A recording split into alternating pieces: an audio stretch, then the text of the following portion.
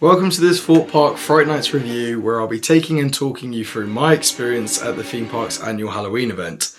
Featuring reviews from the park's mazes, rides and scare zones, I'll be answering whether or not you should head to the event before November rolls around. Feel free to use the video chapter progress bar to find the segments that most appeal to you, and with that being said, hold on to your hats and glasses, because this here is the wildest ride in the wilderness. Yeehaw! So first order of business, a bit of context about Fright Nights. It won the gold for Europe's top theme park scare event at the 2024 Scar Awards. Ooh, spooky. This year's lineup featured 4 scare mazes, 2 scare zones, 2 events / show spaces and a 4D cinema overlay. And personally, I hadn't attended the event since 2020, so was curious to see if it deserved the above award. As when I went in 2020, I would definitely say not, as back then it was the COVID era, so they had 2 mazes on, and yeah, the actors weren't really in your face, or I don't know, being scary enough to win the Europe's top 2024 scare event, so I was excited to see what it was like. Let's talk admission prices first. It's £36 entry when booked in advance, £70 if you want to include scare mazes in your day ticket, £34 for a combo ticket with all the mazes when booked online, so you're actually not saving anything at all by booking your scare tickets in advance by that logic, as 36 plus 34 is 70, which is how much you pay in advance to get the scare mazes included as a day guest. However, if you are a Merlin Annual Pass holder, then it's £28 with the Merlin Annual Pass discount for the 4 mazes, but that's only applicable for the afternoon session, which, by the way, isn't actually the whole 20%, that 28 quid, because technically 28 quid is 80% of 35 quid, and the mazes are only 34 quid, so you're not even getting the whole 20% off, which is a bit cheeky, Merlin. I see you. And you can also get discounts on one-shot maze tickets in the 3 PM, 4 PM or 5 PM slots with your Merlin Annual Pass. So before the scares begun, well, originally we actually were in a huge security queue, which we've come to expect from Thorpe Park. Very thorough security checks, which is good, however does lead to quite the queue. Thorpe Park has a reputation as having a certain clientele, and the security definitely reflected that on this day. There were security guards everywhere. Me, Megan and Archie, the 2 other people I'm with in the videos, we said we'd never seen it so swamped with security guards before, and local police officers walking around with them as well, which is like both a good and bad thing. It's kind of like, well, good that they are here to stop any troublemaking, but bad that this event needs that much security. But yeah, I think that just says a lot about the Thorpe Park clientele. But anyway, getting on with our day. So the first thing we did was Saw, because it's Archie's favourite ride there, so we've always got to start on Saw. And I guess we're getting the spooky vibes going straight away with that horror-themed roller coaster. Also, I hope you're enjoying the spooky vibes here with my new Phantom Manor poster, which is now here and very big. Anyway, we went to Saw first, that was good. Please now enjoy VT. Hi guys, welcome back to Moments with Meg's pre-intro. Woo! We're at Saw on my no ride list. I don't like it, but I'm going on it. Must ride list. No, never. Yes. I can't believe I'm going to say it, but Saw is actually riding well this season. Archie and I have had 2 back-to-back good rides our last 2 visits. This time we're in the back row, the other day we're in the front, and she's riding smooth. She's aged like a fine wine. You know, I said it before, I'll say it again, I love that ride so much. It's running very well, like extremely for how old it is and the reputation it has. But unlike certain people say, you know, I just don't go on it anymore, just do it, because it's running well. Give it a go, you might change your mind. Although that is not a definite, as I think we still have a hater on my right here. Hello, it's still on my no ride list. Absolutely 100%. I'll give it to them. It was riding good, very, very good. Not smooth, but smoother than usual. But I still wouldn't go on it again. I'm actually finished. So there you go, ride it yourselves, make your own mind up about it. So then we headed to this pizza pasta buffet. I'll let the VTs play, but also just on the word of security and sort of the park's clientele, there were some lads who went straight to the buffet counter without paying, and I think stuffed their pockets with pizza, because they were then like collared by the security guards, told to pay, and then I believe ejected from the park. And we kind of said to each other, we're in for a Thorpe Park kind of day.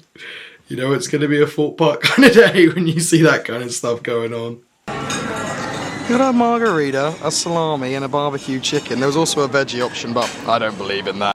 For the pasta they had free, it was a tomatoey one, cheese one, and then a bolognese, some sweet, because they got a salad bar as well, and it's unlimited free drinks. Finished that one. And then this garlic bread, which is a bit stale. I care, actually, and the people care. Big fan of Maximus' fans. Like this video if you don't care. Most likes I've ever got on a video. Anyway, also just to say, I think the pizza pasta buffet was like 22 quid without the discount, I want to say, without map discount, and then around 17, 18 with. It was worth the money, but still that pizza pasta buffet isn't as good as the ones you can get at Legoland or Chessington the last time I had Chessington. Although I've not had Chessington for a while. I'd like to sneak in a Chessington pizza pasta buffet before the end of the season. It's just the crust of the Thorpe Park one just doesn't do it for me, that thin crust. I want that deep pan Pizza Hut style pizza. Anyway, after that we finally headed into our first maze, which was DeadBeat. I believe this maze was new for last year, although as I said, I'd not attended since 2020, so I cannot confirm. But I'm pretty sure it was, and I think it even won an award for being the best new maze or something like that. I enjoyed this maze. I led the group, and I think that severely impacted my experience in a positive way. I'd also not done a scare maze for 2 years since I last went to Halloween Horror Nights out in Orlando. So I think I was just kind of like more on edge than I should have been as well. Like I was really freaking out. I was like, we just came out of DeadBeat, and I'm a little on edge actually. I found it quite frightening, but I was leading the group. And actually, I don't think you were as impressed. I've just come back from doing all towers mazes, so do with that information what you will.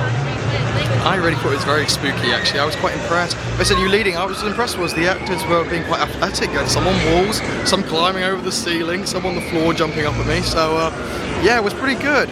And an interesting story. I'm a man who enjoys my clubbing, so any club's alright by me, but yeah, sorry, I'm genuinely a little on edge. I think it's been a while since I've done a horror maze. We're gonna have to sit down for a minute. Being at the front of the group, I got a very good experience in that way.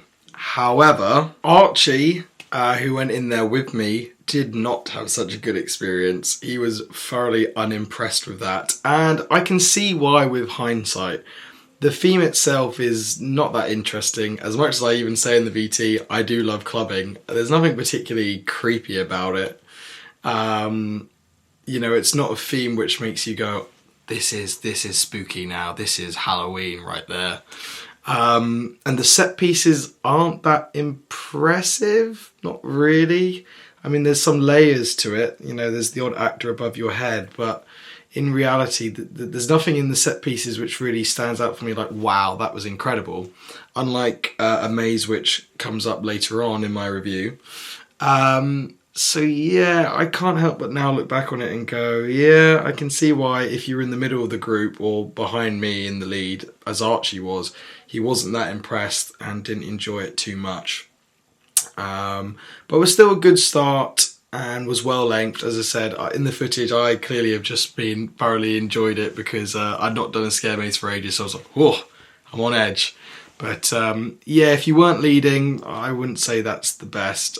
So this theme of it's the last night on earth, let's dance till midnight sort of thing, and this guy trying to steal your soul from all these kind of dancers, I don't know, it wasn't that creepy, didn't do too much for me, no proper impressive set pieces. Was literally just the fact I was leading and the actors were really on it. That was good about that one. So then before heading to our next maze, we rode Hyperia. I still don't know how I feel about Hyperia. I've ridden it a good 4 or 5 times this season. I only rode it once last season. I still, every time I get on it, go, I'm feeling a little weird now. This feels plenty high enough. And then it keeps going. Yeah, I don't know. Also, I think it makes my body land uncomfortably sometimes coming out of some of the elements. And I think, am I still going to be able to have kids? I'm not sure. But in general, it's a good ride.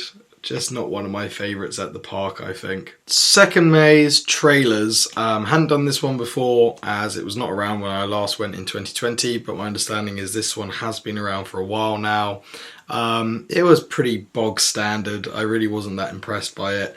I think the concept of going into the trailers of a movie theatre and then just putting a mishmash of all these different props and sets which you kind of have in reuse and then calling it a maze is a bit like, I understand, just because it is a cohesive theme and it makes sense thematically that you're going through these different films because you've stepped into the silver screen, as it were, doesn't mean it's a compelling theme.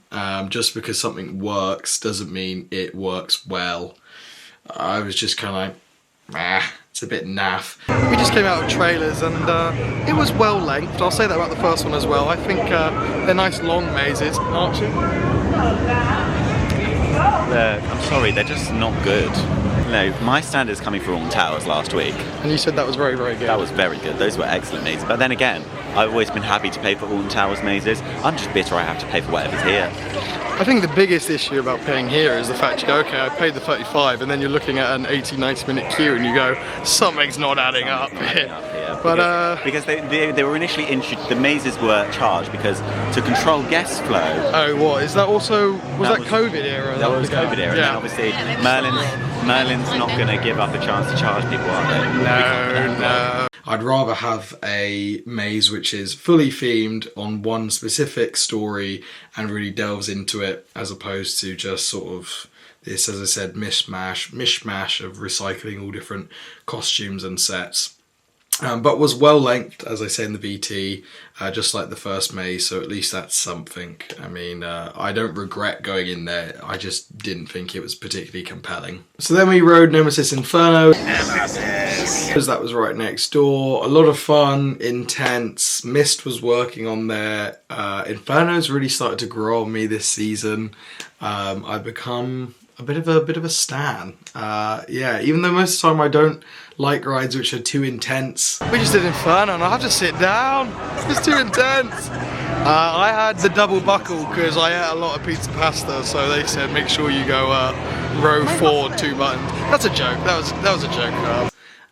There's just something about Inferno that just gets me going. And as I said, when that mist is pumping in that tunnel, then you know you're in for a good ride.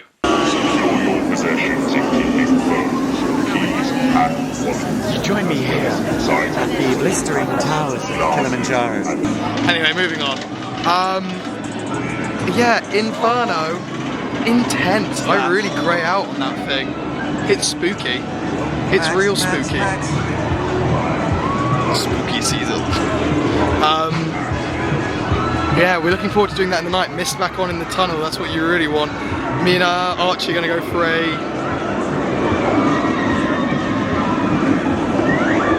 We're going to go for a front row night ride later on that one, I think, because we're really turning into big fans of the old Inferno. She's running great.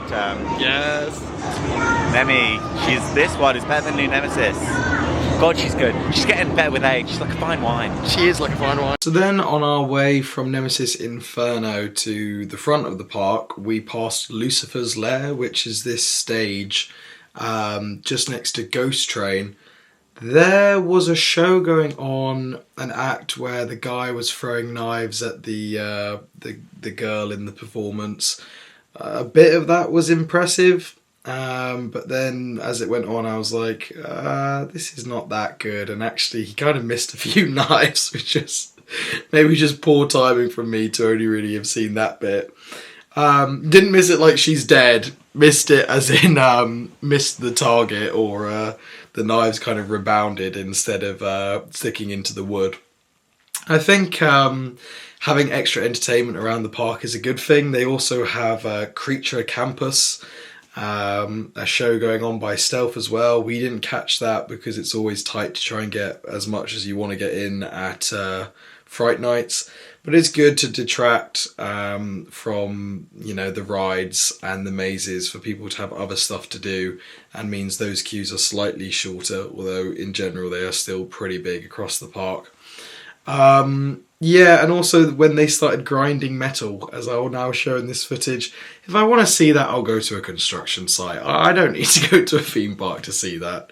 But yeah, as I said, I guess better something than nothing, but simultaneously wasn't the most impressive thing I've ever seen, in complete honesty. I mean, I know it's a cliche, but especially when you've been out to Universal Orlando and seen Nightmare Fuel or all those different iterations of their live entertainment show for their scare event. I mean, seeing someone do this with a grinder making some sparks, I can't say thrilled me that much. So at this point Megan left us because she was meeting up with some other friends. But while we were at the front of the park to drop her off, me and Archie rode Depth Charge, which is always good fun. It's just a shame it's poorly operated. There were 5 people working on the ride, and they were still sending like empty boats because they couldn't be bothered to call for an extra 2 or just a 1 or just anyone, see if anyone was on the ramp who would take the boat. Yeah, it wasn't the best. I mean, there was literally like one ring of people, well, one rig. I don't know what you call it, staircase rig, one, you know what I mean, one ramp. And it still took us quite a while to get on, like 20 or so minutes. You kind of think, should it really be taking 25 minutes for this? But the views up there were amazing because it was sunset, so I don't regret it. And maybe they were doing it on purpose. Maybe they thought, you know what, the sunset's so nice, let's give these guests a longer time in the queue line so they can enjoy the sunset. So if that was your intention, Thorpe Park, you definitely succeeded. We waited quite long for that ride.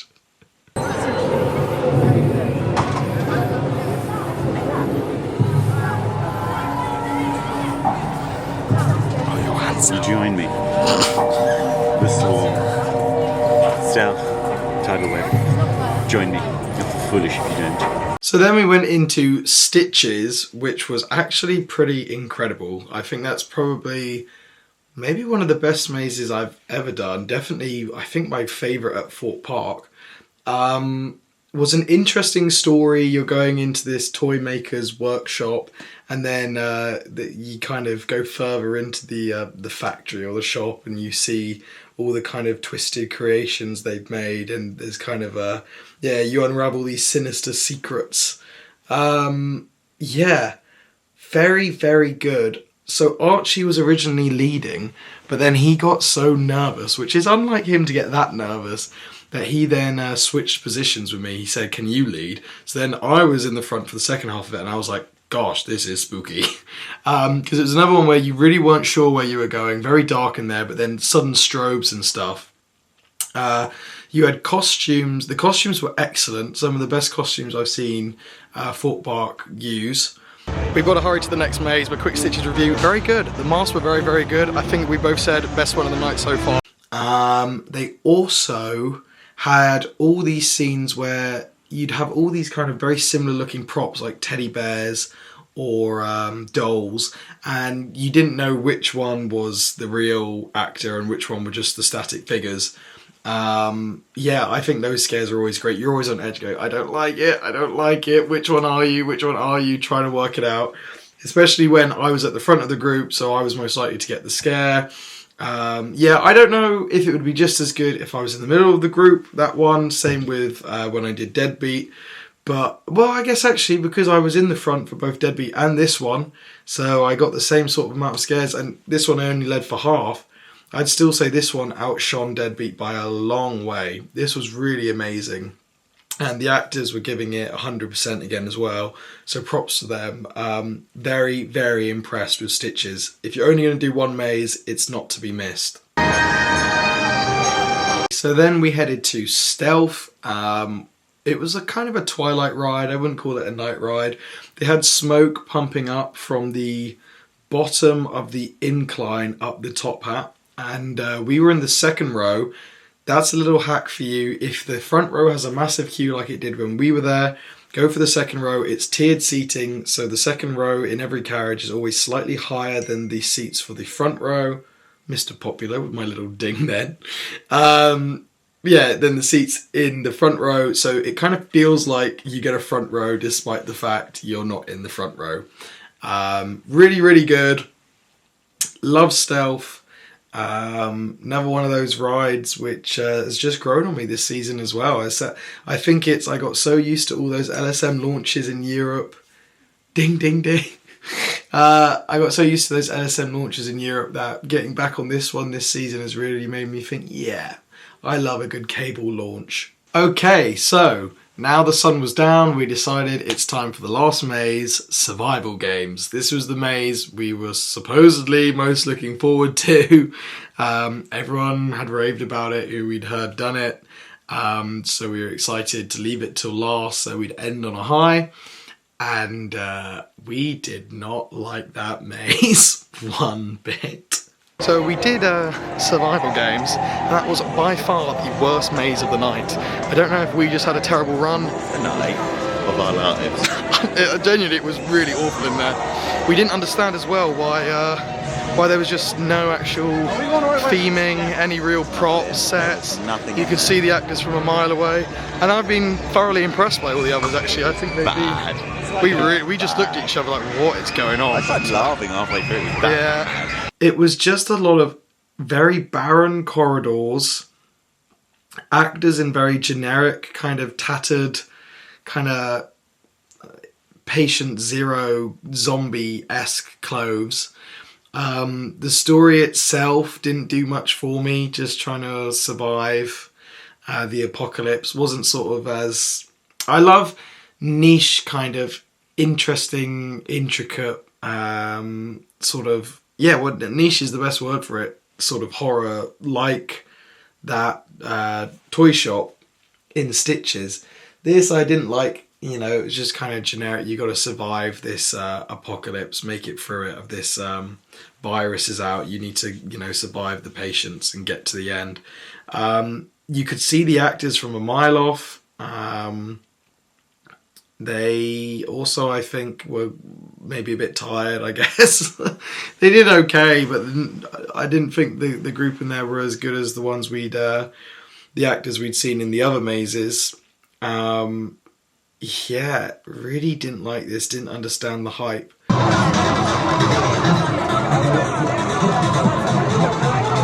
Big open corridors, no intricate sets, like Stitches yet again. All the sets were so dense and heavily themed, and there was stuff to look at everywhere. And with that maze, because the costumes were so good, even if you weren't getting scared by the characters, just looking at them creeped you out. With this, just the generic same costumes on all of them wasn't doing anything for me. And as I said, the barren hallways. Survival games is a no-no from me, and Archie as well, as seen in the footage. So then we headed to the Swarm, which is right next door. This is always a fantastic night ride. The little red lights they've got on the trains are great. The operations were good as well. Yeah, not more to say about the Swarm at night. You can't go wrong. Always one I want to get done. When we were discussing in the morning what rides do we want to do at night, I was like, the Swarm. It's got to be the Swarm. Ideally, maybe Stealth. And Nemesis Inferno, which we then do get next. But first we walked through Purgatory Town, the new scare zone in Big Easy Boulevard. This was not impressive either. There weren't many actors around trying to interact with you. Also, the issue when you focus solely on a scare zone with just like a very limited number of actors who interact with certain people, it's hard for you to get the most out of it, because of course they then dedicate their time to a certain group because they're talking to them, which is the point. I understand that. I think these mazes have a place, but you need to have more actors in there, because then we were walking through going, well, they're interacting with them, they're interacting with them. Yeah, we could just sort of hang around, but a scare zone is kind of meant to be, you walk through and, you know, an actor says hi here, or you get a bit of story here, or da da da da, as opposed to I need to sort of stand there for 5 minutes so that I get my interaction with this actor. I think the actors were doing a good job from what I could see, but as I said, I kind of saw it from a distance, as opposed to being in the nitty gritty of it, because their resources are limited. There's only, you know, one of them in that situation. I think there was a few actors, but as in it's one person trying to entertain masses of people and have that interaction with all of them like a proper conversation to help tell the story of this town of souls who are stuck between heaven and hell in Purgatory. So wasn't the best. I can't say I was that impressed with there, but in fairness, would probably need to spend a bit more time in there to review it more fairly. But just as someone who walked through the maze, the scare zone didn't really do much for me when you're just strolling through it, which we did a few times. And as I said, I never really saw an actor up close, all the times we walked through there throughout the day. Okay, so then I got my night ride in on Nemesis Inferno in the back row. Nothing more to say than I'd already said earlier, although even more atmospheric at night, going through that mist, and the lighting package around the volcano looked good. Yep, always a pleasure.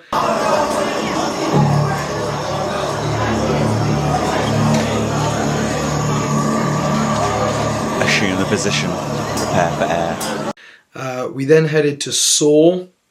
This is when I really don't have any footage because we were sort of rushing from place to place to try and get done as much as we could. Because as I said, trying to get everything done in one Fright Nights night, not a good idea. Ideally, you'd do one night where you focus on the entertainment and the mazes, and then another night where you focus on the rides. I mean, also there was the 4D experience in the, is it called the Sunset Cinema in Big Easy Boulevard? We didn't get to go in there and see that either, but it's just the film as a 4D version is my understanding. But yeah, Saw then was a good night ride. Not my favourite because it's not too different. There's no sort of special lighting package around it, sort of atmospheric lighting. Then after that, we just made it in time to go through the scare zone, which was the Crows of Mawkin Meadow. We'd seen the Crows when they first started. I think that was the last time me and Archie had both been to the event back in 2020 when they were roaming, I want to say. Now they're in this specific scare zone. I think it's been like that for a few years. It was good. I think you could tell the actors were done for the day because we were like literally some of the last people to go through. But yeah, it's this town where the men have all turned into crows. There was this kind of impressive set piece at the end where this, I don't know, woman witch was burning on a stake, and then somebody jumps out at you with like it looked like a knife, but maybe it was more of a cross. I didn't really see because it was very dark at this point. But yeah, it was fine. But as I said, I think the actors were very much over it at that point, so wasn't probably the best run through we could have ever had, as it was very much home time for them, which I do understand. So after we got through the Crows of Mawkin Meadow, that drops you out by rush, and we only had about 2 or 3 minutes left till park close, and we were like, oh, what should we do? I was like, I don't really want to do rush. I was like, I want to do Colossus. Archie was like, no, we won't have time to make it. I was like, all right, fine, let's do Colossus, I said, trying to reverse mind psychology him out, and it worked, because then Archie started running, and we both ran to Colossus for our last ride of the day. Usually both of us don't ride Colossus, but I'd wanted to get on it. I've not done it all season. We got in there, the gate just shuts just after we get in, so it was like, fantastic, just made it. Oh, also, as we were running past, some people were like to us, no point running, Hyperia's queue line's already closed. So maybe something to bear in mind. I could not check the validity of that statement, but perhaps they do close the Hyperia line early. I don't know. Yeah, if somebody knows, let me know, I guess. Let the people know. Share your knowledge. But we were not going for Hyperia anyway. We'd already had that ride earlier in the day. We went for Colossus, made it, and we get into the station with the last train of the day, front row, and it just happened by accident. He was like, row number 1. I was like, amazing. And it was really, really good. They had an extra little smoke puff going on, I think, just for Fright Nights. They had themed Fright Nights audio in the station. Yeah, I wish I'd had some footage, but I was just like so knackered after running as well. All this part of the day, that last kind of hour, we were just rushing to try and get as much as we could in. But it was a really great end to the day. And Colossus was running smooth. Is that also real? I don't know what's happening this season. Saw's running good. Colossus is running good. I'm not sure. I don't know if I've just been lucky. I will say the second row we had on Saw, Archie said it was a little rough, even though we were defending it in that earlier VT. But I still thought it was pretty smooth for Saw. So who knows? Give that little section of the park a go. Don't just walk on by. Those rides are maybe worth it if you're going to Fright Nights this year. So that then about wrapped it up. Archie and I both had to get to our office jobs the next day, so we were like, we better get home because it was already 9 p.m. It is a shame the event doesn't run until 10 anymore. I think, yeah, it was a bit of a rush at the end. It would have been nice for one more hour of riding after getting those mazes done. Also, just to say, in the car park, it took us like half an hour to drive out. Because it was kind of carnage, and this was just a Sunday, which we've still got, what, 2 more weekends? 3 more weekends till Halloween at that point. So I don't know how busy it's going to be, but just bear that in mind if you're going to think about going over Halloween weekend or October half term in general, I guess. Yeah, factor that into your journey home. It might take you a while to get out if you stay till close like we did. But some general thoughts on the event.